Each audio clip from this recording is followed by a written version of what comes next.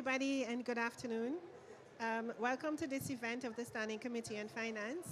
My name is Diane Blacklane. I'm from Antigua and Barbuda. I'm one of the co-chairs of the Standing Committee on Finance, and under the committee I represent SIDS. And joining me is my co-chair. Good afternoon, everyone. This is Apollonia Miola. I'm from the European Union and co-chairing with Diane the Standing Committee on Finance. Thank you.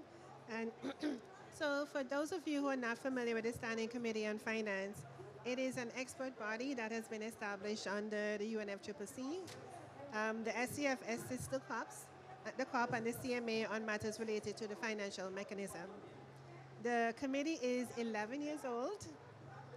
It was established in 2012 in Cancun and has 20 members, 10 each from developing and developed countries. So I know we are joined by some of our members here, so can I ask those of us who are members of the committee to put their hands up in the room? So maybe you could just stand so everybody can see you. So hi, these are some of our hardworking committee members. Here we go. And some of you in the room will be familiar with some of our flagship products. That is really a work of tough work, and if we couldn't have the committee members who are very committed, I don't think how we would accomplish that. So thank you for those who are here. So today we'd like to focus on two activities of the Standing Committee. This is our annual forum, and we had an exciting one in 2025. And we are starting our new work on the new collective quantified goal on climate finance, which is something very popular for everybody. So today we are delighted to have a panel of experts who have been working closely with the SCF and contributing to this work that we are doing. So we are also to have representatives from organizations whose work can be of high relevance to the committee, and we also wish to hear from our audience on how the work we can do will be a lot more relevant to you. So we are starting our new work on the NCQG, so please be free to provide us any of your ideas in the Q&A session. So right now I'm going to hand over to the Standing Committee on Finance. Our forum this year was about accelerating climate action and through financing for sustainable food systems and agriculture. And this is our 11th year of doing a forum, and I think this is the first time we've done something like this. So today we're joined by our program of work at the Standing Committee is guided by co-facilitators who are members of the committee. So today we're joined by the co-facilitator, Elena and Oliver, who is responsible for taking everything related to the forum. So if the forum is great, it's because of myself and Apollonia, and if it's bad, it's because of Elena and Oliver. All right, hand over to you, Oliver. Thanks, Diane, and yes, that's absolutely correct. Hi everyone, my name's Ollie Gales, and alongside Elena Pereira, who I'm unsure is here, but we co-facilitate the forum as Diane mentioned. One of the functions of the SCF in assisting the COP to assist the financial mechanism, and as I view it, one of the flagship events that the UNFCCC holds is the forum. And as Diane mentioned, this year it was focused on agriculture and food systems. It was very kindly hosted by the Italian government and also by the UN FAO, the Food and Ag Organisation. And we had incredible turnout from MDBs, from national development banks, from civil society, from farmers' constituencies to the private sector. And we had this amazing exchange of ideas and knowledge and experiences based on different contexts and backgrounds and experiences. A quick summary of discussions, although I do point everyone towards the summary report online that is more comprehensive capturing of what was discussed. But discussions were held over 2 days and reflected those diversities of perspectives, as I mentioned, from all the different participants. Summaries of discussions included sustainable finance systems in agriculture, including understanding of interlinkages and regional contexts, strategies for scaling up finance and advancing climate action and resilience, and also strengthening policy coherence, identifying sources and instruments for long-term investments, and building institutional and technical readiness to access for finance. Over the 2 days, we heard a whole range of topics discussed, and just a few of the priority areas that we discussed included tailoring climate finance to regional and local contexts, which is really important for farmers and particularly smallholder farmers. We also talked about simplifying access through direct community-based channels, another aspect that came up as a priority for the topic. We talked about strengthening capacity to generate investment-ready proposals, and this one really harnessed some really useful conversations, particularly in the breakout groups. And then we also talked about ensuring the predictability of finance and the different ways of doing that. And then finally, we also talked about the importance of embedding equality for smallholder farmers, women, youth, and Indigenous peoples as part of our conversations. There's a whole lot more that we discussed, and I kind of point towards that report, but also the website that has the agenda and a lot of the slideshows that were presented as well if you want more information. But we thought it might be useful to hear from someone who participated in it. I can actually see a few familiar faces in the audience, but I did want to bring up Francesco, Senior Advisor, Policy and Partnership Officer at the World Farmers Organization. A huge thanks to Francesco, who helped a lot with the organisation and then also in the participation of it. So we thought to hear some of your insights and reflections from the forum would be fantastic. So thank you so much. Thank you. Thank you very much, Oliver, and thank you for inviting me today.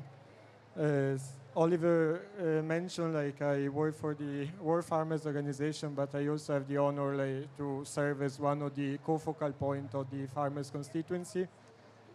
For those of you who don't know us, the farmers constituency is a quite diverse group of. Voila. Okay. Should be better now. Voila. Yeah. Okay. So the farmers constituency should be is a very diverse group of over 70 UNFCCC accredited organizations, bringing together global organizations like La Via Campesina, the World Rural Forum, or the World Farmers Organizations, as well as agricultural NGOs to provide a united voice for farmers within the UNFCCC process. I must say that for our constituency, the participation to the SCF forum was quite a unique experience. And this is at least for two reasons. One reason is that we have been engaged throughout the process. And this does not always happen, and it is something that I would like to praise the parties, starting with the SCF members, but also the SCF secretariat. When we had a debrief at the end of the SCF forum, for the first time since I've been serving in this role for 3 years, I haven't heard anyone saying they are talking about us without us. They are talking about us after having involved us step by step, and it is something I as a co-focal point and our constituency was very grateful for.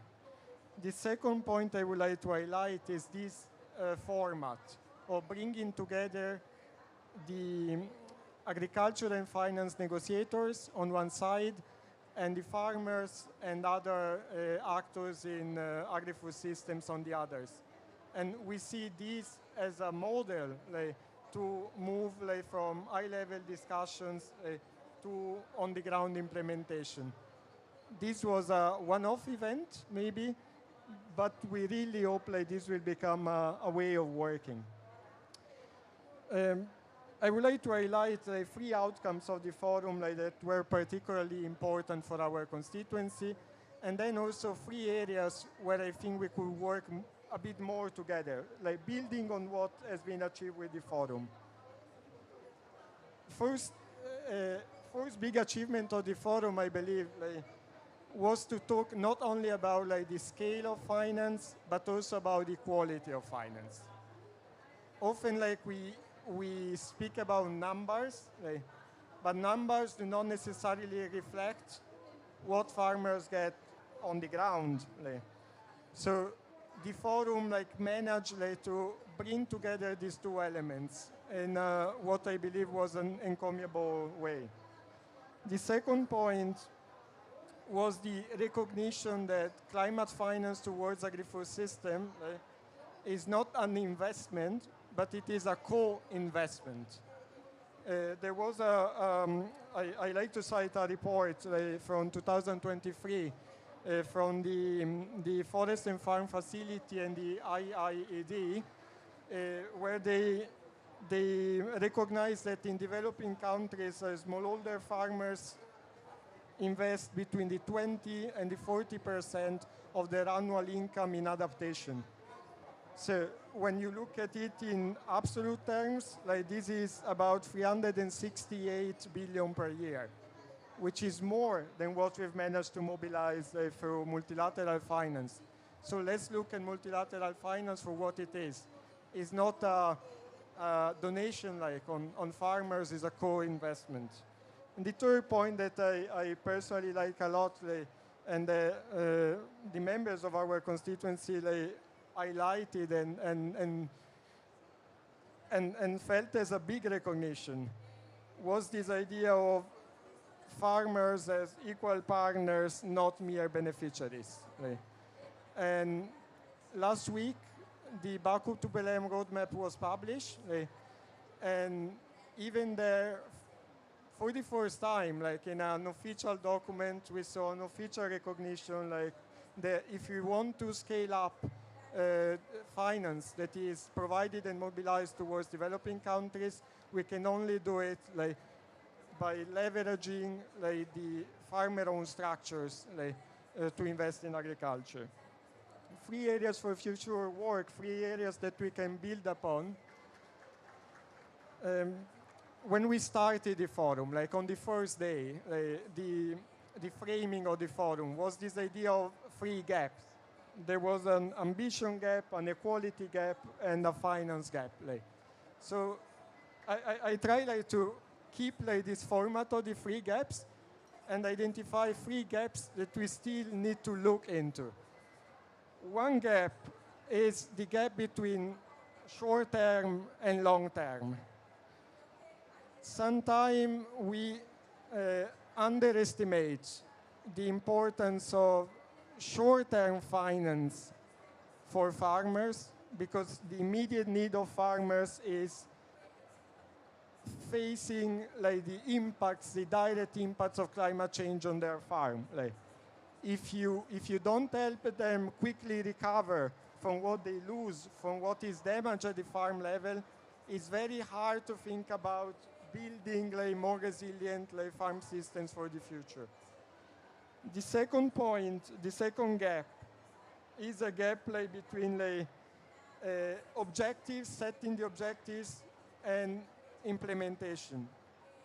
This is something that has already emerged, but I believe not strongly enough. In this fora, we often hear about empowerment. We need to empower farmers. But maybe empowerment is a second step. The fourth step is ownership. If the farmers don't believe in what they're doing, it doesn't matter how much you tell them to do things, they will not do them. They need to be owner of what they're going to implement. And that goes back to the idea of the equal partnership. I'm closing there. The third point is a system, talking about systemic financing the systems versus finance at the ground level. If this may be a feedback from our constituency on the report. We noticed that sometimes there is a talk about agriculture, a talk about agri-food system, a talk about, and these terms are used interchangeably. They refer to different segments of a value chain and segments of a system. I always think there is a big coalition of investors that has a specific interest in agri-food systems, and they always introduce themselves as, we own $7 trillion in assets. No farmer, no smallholder farmers I met has ever seen $1 trillion at the farm level. So we need to distinguish when we talk about financing the systems and finance at the farm level. And in closing, because a criticism like farmers always receive, like, is that they always say that farmers ask more than what they give. Like we keep asking, like governments, you need to do this for us. Yesterday I had a great conversation with one of our members here, like he's the Secretary General of the Zimbabwe Farmers Union. It's an organization that brings together 270,000 farmers, mostly smallholders in Zimbabwe. And he was telling me two things. I said, tomorrow I need to go speak about climate finance. And he said, you need to tell them two things. The first thing is that for farmers, it's not always about finance. There is finance, there is knowledge, and there is like the connection to a market, to a broader value chain. Like, these are things that often like we don't discuss, and they should we should bring them into the conversation. And the second thing they said is that 3 weeks ago, they had their General Assembly, the Zimbabwe Farmers Union, and they decided that they will change the structure of their organization. Before, they were a individual farmer-based association. And now they decided a shift into a cooperative, like product cooperative-based association. And what is the reason? The reason is that the financial actors were not giving money to individual farmers, but they are willing to invest in a value chain. So if we do not change, farmers are ready to change. Farmers in Zimbabwe, farmers around the world, they are ready to take the first step, but we are also waiting for other actors to come in as co-investors. Thank you very much.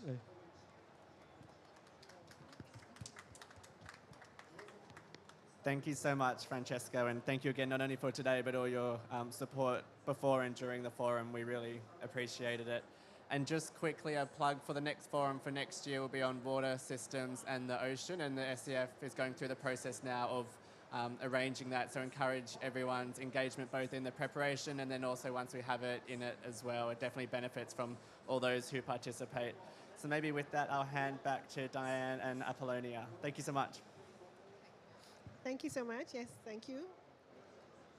And yes, so to Oliver, we had a really good time. Thank you to the government in Italy. Rome was beautiful. It was a perfect location for this.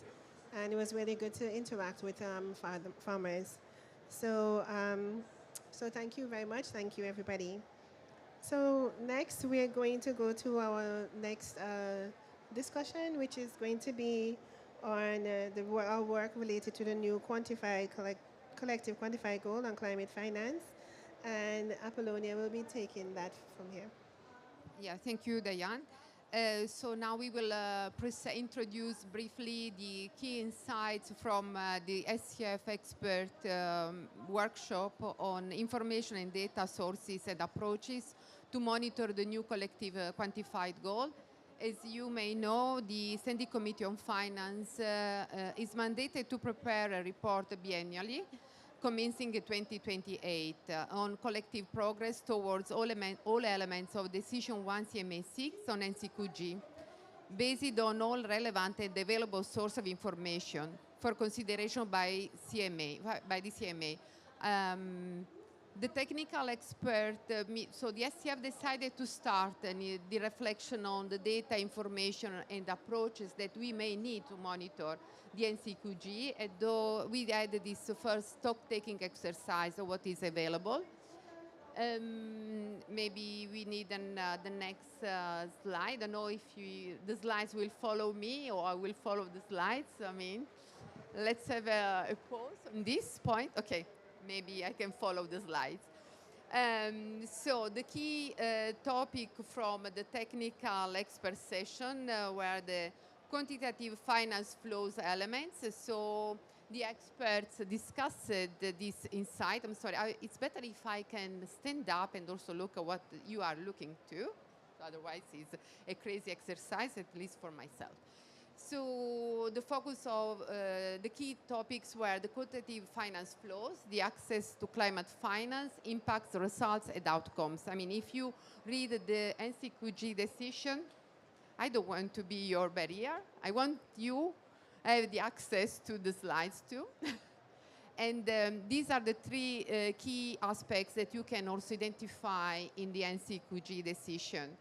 Many of the tools used to track the 100 billion 100 billion goal, remain relevant for the NCQG, but there are some specific challenges that need to be addressed because they persist.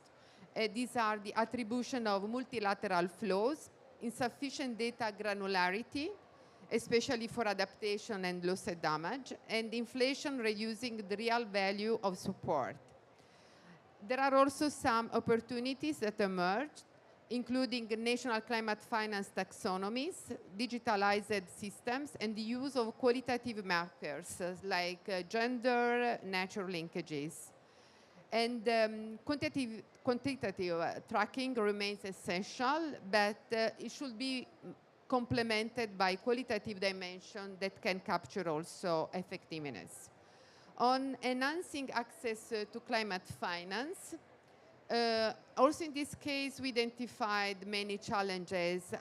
We should stress that for this specific topic, we did not find so much information already available. So the challenges are really important. So the access to climate, we, in any case, on the basis of what we considered, we identified additional elements that need to be addressed related to access to climate finance, which remains slow, complex, and misaligned with developing countries' needs. High capital costs, particularly in Africa, continue to constrain investment. But there are promising developments, KPI-based frameworks, reforms at the Green Climate Fund, and stronger regional support for direct access entities. I would like to stress that the objective of the expert workshops was not to identify the challenges to implement the NCQG, but the challenges to monitor the implementation of the NCQG, just to be sure that there is no misunderstanding on the objective of this expert discussion. And the participants called for stronger SCF guidance through dedicated SCF database to enhance comparability and accountability. With regard to impacts, results, and outcomes, the third session emphasized moving beyond inputs to measure transformational results, integrated results framework and participatory reporting that can help track adaptation, mitigation, and co-benefits through local level data and transparency on disbursements which remain limited. Strengthening national monitoring system, independent evaluations, and digital tracking tools will be crucial. So these are the key points that we identified under the impacts, results, and outcome. The overarching message, the implementation of the NCQG must go hand in hand with improving quality, effectiveness, and inclusiveness. Now I think it's time also to give the floor to you. And I will invite the panelists of this session, Margot Duluc, CCXG from the CCXG team OECD, Menaski Ramam, Head of Program, Third World Network. So please share your insight based on the following guiding questions. How can the preparation of the NCQG progress report by the SCF be used to foster a constructive discussion and dynamic on climate finance? What types of data points will help ensure that progress on NCQG implementation is as such focused on addressing the needs and priority of developing countries, NDCs and NAPs, as well as the levels of climate finance provision and mobilization? So these are the two guiding questions for you. I will start with Margot and then, of course, with you, Mina. Thank you very much. And just to start with, a thank you for the invitation to this very interesting event and very important event. My name is Margot Duluk. I work at the OECD Climate Change Expert Group, and I'm here today as a replacement for my colleagues who are unfortunately not able to make it, so working on specifically on climate finance. So maybe just to give some opening remarks and just add a little bit of a background, what I'd like to highlight today is that the OECD has been collaborating with the SCF for some time now, since its creation, when it comes to climate finance data, methodologies, and also reports. And we are really looking forward to continuing this and deepening this collaboration also in the context of the next climate finance goal, the new collective quantified goal.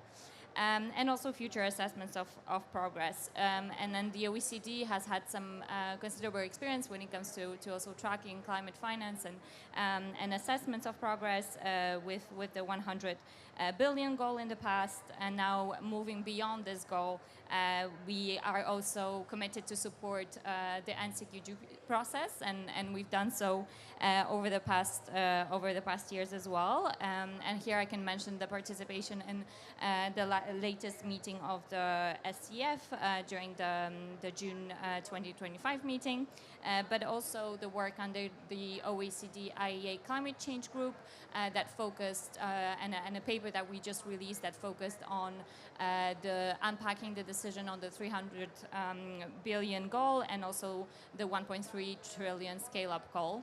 So this has just been released a few weeks ago.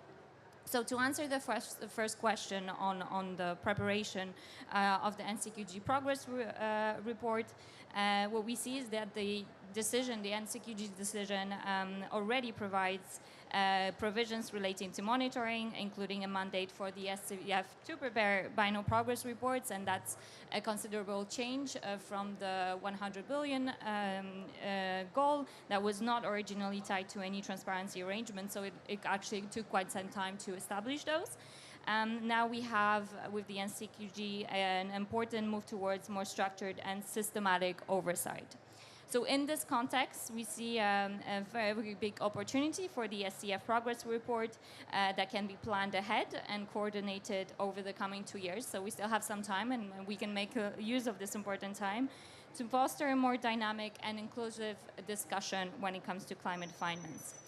And to make this truly constructive and inclusive, it will be important to engage with a broad range of stakeholders that go beyond the parties. So, for example, when it comes to multilateral development banks, international organizations, private data sources, also civil society and think tanks, they all hold complementary data and analytical insights that can really enrich the report and also strengthen its relevance. But this process, beyond just being a technical exercise, there's also this opportunity to actually serve as a platform for dialogue across all of these institutions that we would find very valuable. And it could also further help identify what are the different priority areas where there are efforts needed to fill the data gaps and further develop methodologies. So now turning to the second question on the different data sources, data points. Here what we see is that, of course, the biennial transparency reports are a key foundation when it comes to information on bilateral public climate finance and also on private finance mobilized. But having said that, while the BTRs are a good and a very important starting point, we think that they're not sufficient to actually track the progress towards the NCQG. And it will be important to integrate data from multiple sources and ensure interoperability between underlying reporting systems. So there is, this is, for example, an area there where we see complementary official data sets, as, for example, the OECD Development Assistance Committee, the DAC creditor reporting system, and also the Total Official Support for Sustainable Development Framework that could be relied on to provide activity level data of direct relevance specifically to the 300 billion goal. But then also going and looking beyond just the official data that we see and receive, There's also an opportunity for industry-led and private databases for them to play an important role in filling information gaps and providing a more comprehensive overview of climate-related finance in the context of the broader scale-up goal of 1.3 trillion. And there's also a point that we would like to raise on granularity of information and also aspects that would go beyond just the actual levels. So here, we really believe that the granularity of information of available data will be key. And data sets would ideally include, for example,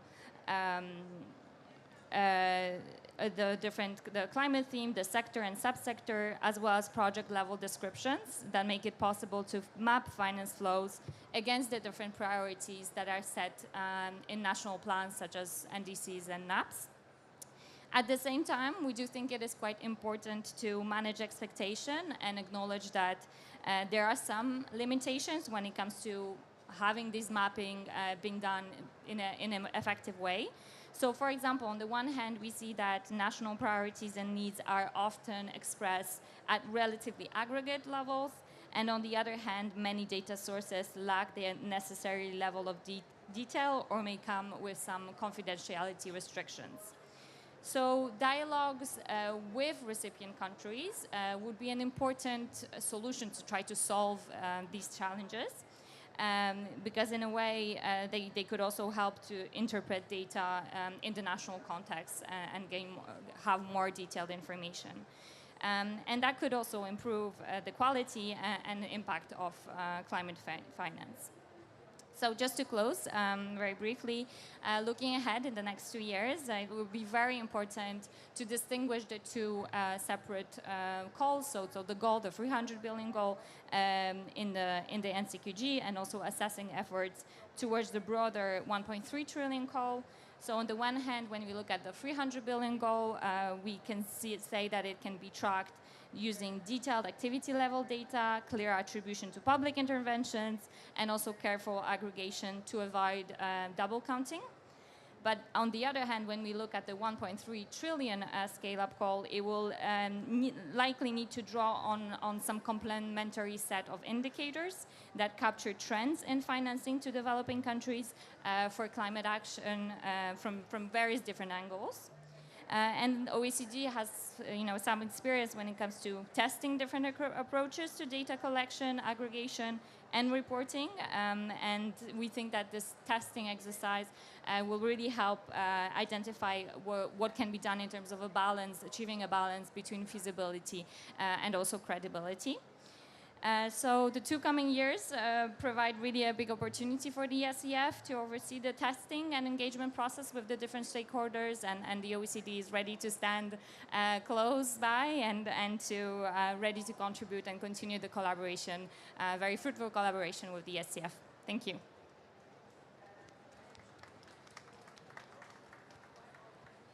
First, allow me to thank the co-chairs for having me. I think for many of you who may not have seen the birth of the SCF, I have been very old in this process together with Diane, I'm not sure. Remember how the SCF was born as a very important institution. Even reflecting on the challenges ahead, I think the lesson of the 100 billion, as was pointed out, was really critical. And I found the SCF 37 report actually very instructive on many things. But some of the lessons that we need to learn, and I think I take the cue from President Lula saying that this has to be a cup of truth. Now, I'm from an observer constituency. I'm not known for diplomacy, so I want to speak some truths as an observer watching the process over the years. We know that when the 100 billion report was prepared, there was a huge fight within the SCF itself on what was being counted, how do you count it. We know the different methodologies. And one of the biggest problems that arose was actually the call by developing countries to have a climate finance definition. Even that is big, it was hugely contested. So how you define what's climate finance? Are loans climate finance or not? This will continue to plague this process. And, you know, for those of you, us who follow the convention and the Paris Agreement, it's about concessional loans and grants. And so that's a very key aspect. So what do you count? How do you count? And what level of detail do you want to get into? Now, the other challenge is that even in the OECD report, when the OECD report was prepared and claimed that, you know, the 100 billion was achieved, there was a huge fight over that. Did it really achieve? And so you have the Oxfam report, which was said otherwise, that if you look at the exact public finances was being provided or mobilized, there's a different number.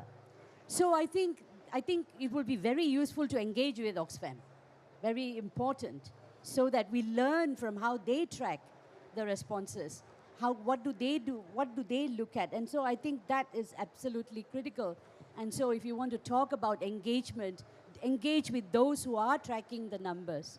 The other thing is that, just to take off from where the colleague from OECD said, what are you monitoring? And I take what Apollonia was saying, that the SEF's role is monitoring the implementation of the NCQG. Now, what is the NCQG goal? Is it paragraph 8? Is it paragraph 7? Now, many of us are of the view that the NCQG goal is the paragraph 8, which is the 300 billion per year. And then there is the big fight even in this process about, is it provision? Is it mobilization? Is it who? From whom?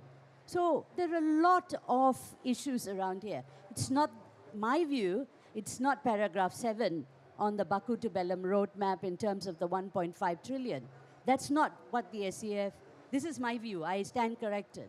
I think the NCQG decision, if you talk about it in the 100 billion to the 300 billion, is about tracking the implementation of the 300 billion per year.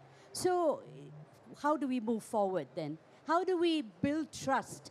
I think that what is lacking, and everybody says this, trust in this process is really, really very low. And so we look to the SEF and we look to the SEF's products as something that will help parties move forward. So it has to be clarity. It has to be, you know, you can only do so much, I know, in terms of the technical experts that are engaged. But it's very important to ensure that what we do is to avoid the problems of the fights that will happen, that happen in the 100 billion goal monitoring. So I think the more clear we are, the less ambiguous we are, the more clarity we get about the methodology, the more granularity that we get. These are all very important aspects. And we have 2 years to do it. So the SEF may have to organize dialogues to unpack a lot of this, because you have had the SEF 37 forum, and many of the lessons that you have identified here are absolutely critical in taking the work forward, so that your products are actually really valued and really help the developing countries. Because at the end of the day, they have to feel that the finance needs are being met. And I'll stop there. Thank you. Thank you, Margot. Thank you, Mira. And now I'll pass the floor to Diane to introduce the next panelists, or those who will break the ice. So, well, I will invite the experts also to make icebreaker interventions, sitting among the audience. Rob Moore, E3G, and Silvia Gaia, Chief of Climate Partnership Development, UNICEF. So, yes, please, join us. Yes, it's better. Yeah. So we can, no, you can stay with us. No, yes, don't worry. Yeah, we can give the floor to Rob, just for gender balance. With so many women speaking, we can give the floor to a man. Yes, thank you, Rob, for having accepted. Over to you. Is this on? Yeah, you can. I'm sorry, you should take in this way the microphone. Sorry? In this way the microphone. This way. Okay. The technician. Sorry, I missed the training. So I thought this was a really interesting intervention, and I used to be an SCF regular, and I left the process about 5 years ago, so it's been interesting watch it evolve from the outside. Two one sort of reflection and then two sort of almost questions to open up. One is that I think the SCF is most useful to the process when it is focused on information provision. So not necessarily taking decisions that will be taken by negotiators, but helping to inform the negotiations. So what that means around the work that it does on the NCQG is providing as granular as possible information in a format that best informs parties in their deliberations. And that means, just to respond to one of the points that you raised on Oxfam, because Oxfam use the same data set that the OECD use for the most part. They have a different value judgment in there on what should count as climate finance. The SCF doesn't really need to opine on that, but it should provide information that allows parties to understand the underlying quality of the finance and the underlying nature of the finance. And then parties can adjudicate and discuss how they make that at the top. So I think that the importance of the SCF being an information-focused entity that provides clarity is really, really important. Two things that really jumped out to me. One is a lot of this work already exists in the historic SCF work programs in the days that I worked on them, like the needs determination report and the biennial assessment. So I think really important to build on those rather than recreate the wheel and only amend things where they need to be in order to serve the purpose of the NCQG. So it continued to evolve, but actually a lot of the answers to your questions are already in the SCF's historical work plan that can continue to evolve and get better as data gets better, but there are some new questions. One of those new points I think are really interesting is the qualitative aspects, and how do you actually monitor those? So there should be accountability around the NCQG decisions on access, for instance. How do you codify that in a way that's trackable? That's an interesting new question, and I think that sort of thing is really, really interesting. I also think that the attribution, if you do include the 1.3 trillion, which we think you should, not at the expense of the 300, attribution is not really an issue for the 1.3 because it's about finance flows into countries. So you do away with that attribution issue, which is a big sort of liberation, I think, and also good for those that are providing finance, because they shouldn't be worrying about what it says in terms of how it contributes to a goal. They should just be doing the best thing for developing countries, right? So that's a good thing too. The one final point that I wanted to raise is just the work on the NCQG will actually also capture lots of things that are in other bits of the negotiations that are quite important, like, for instance, under 9.1. The NCQG work should garner information that is useful to respond to the points on, where are we getting clarity on the support? So you should be able to discern within the NCQG provision of support, right? Even though it's a mobilization goal in the reading of the text. You should still be able to understand provision and mobilization separately. That's a fairly obvious thing. The thing that does feel new, and I would be interested in views on, is the nature of anything forward-looking. And we saw this in the Baku to Balam roadmap. There was a proposal within there that the SCF, for instance, undertake a synthesis of 9.5 and then relate that to the new goal. The nature of work on any forward-looking data is so radically different to any backwards-looking work. So I just think that's a really, really interesting discussion point to think about too. Thank you, Rob. Now, Silvia, over to you. Thank you very much. I'm Sylvia from UNICEF, and thanks a lot for inviting UNICEF to be part of this discussion. Let me just start by recognizing that answering these questions is not easy. The humongous task that you have ahead, or that we collectively have ahead, is huge. So understanding that it's a huge challenge.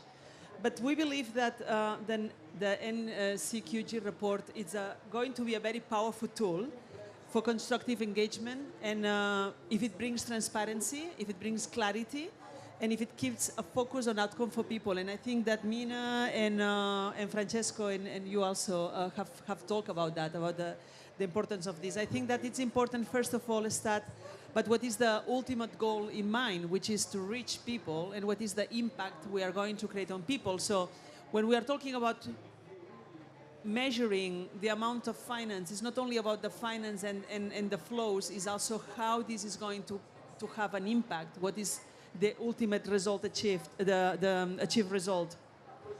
I think that it's also important to look at the different methodologies that are going to create it, and I think that Mina also touched upon the importance of transparent methodologies and based on evidence with good baselines that we can really track and see what is happening, because this transparency is essential for a constructive negotiation environment.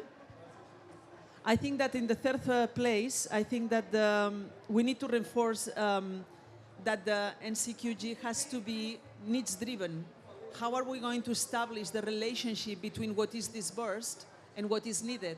Is this aligned to the national determined contributions and the NAPs and the real objectives that we have in the countries, in the recipient countries of these financial flows? And this is, I think, important because sometimes we are much more focused on the quantity. And I think, Francesco, you talked about the quantity, but it's not the quantity, it's also the quality. So I really like that and totally agree. And I think that we also has an opportunity to elevate the multi-generational and intergenerational dimension of the climate finance, because we have a lot of groups really vulnerable and very much affected, and children and youth are really part of this group. And we need to be able to see how are we going to deliver on the particular needs that these most vulnerable groups have. Maybe just to say on the second point, some ideas maybe to launch here, is that the data points that we track will matter very much. So we need to be carefully choosing this. For instance, we want to have data points on the national needs and gaps. How is the costed needs from the NDC, for instance? We don't have this information yet. On the NAPs, some NAPs, yes, not all the NAPs.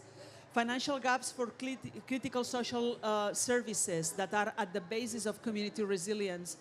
These services are not normally the best recipients of the financial climate flows, and we need to be able to assure that some of these financial flows reach them.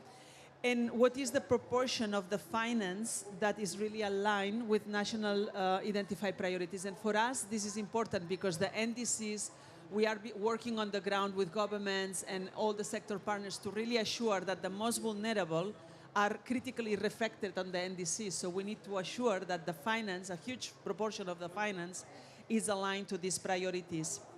Maybe just to a couple of more points, which is that we need to data points on outcomes and resilience gain in the line of the quality and versus quantity, how much we have spent in that have impacted people's life. And then on equity and different modalities, because what is the share, for instance, of the finance reaching the LDCs or the seats, for instance? Do we have this information? It would be a very important data point. The balance between grant and loans, to the point of Mina, are the loans counting? Absolutely, they should count, but what is the balance of this? What is the speed of disbursement, right? Because we can have the money, but maybe the money doesn't flow with the speed that it should be.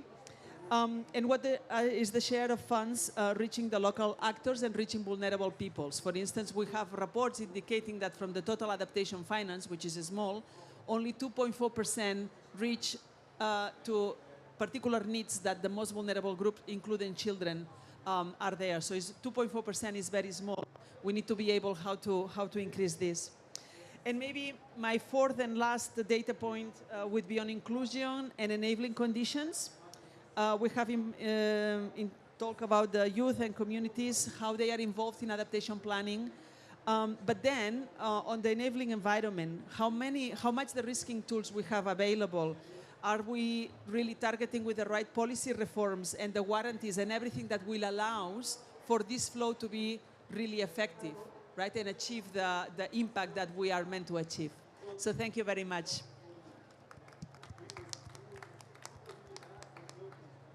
Okay, thank you to everybody on our panel and our icebreakers. So we don't have much time, unfortunately, with these panels, but we can take a couple of questions from the floor. And if you have to leave, I could just get a mark of our panelists. You can always ask them a question.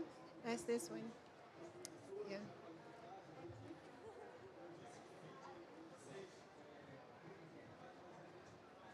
Hi, thank you. I am Silvia from an organization, Brazilian organization, the Libera Brasil, that does citizens participation.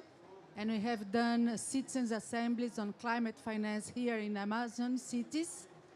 They have discussed it, and what we felt in over these 2 years of work here in Amazon, in Pará, is that besides the data sets and the databases and the indicators, we need active transparency, or even a marketing strategy to take all this information And so the cities, the public sector, the communities have access to this information. They can know what are the offers of climate finance, because it's really, really difficult. We have been working 2 years.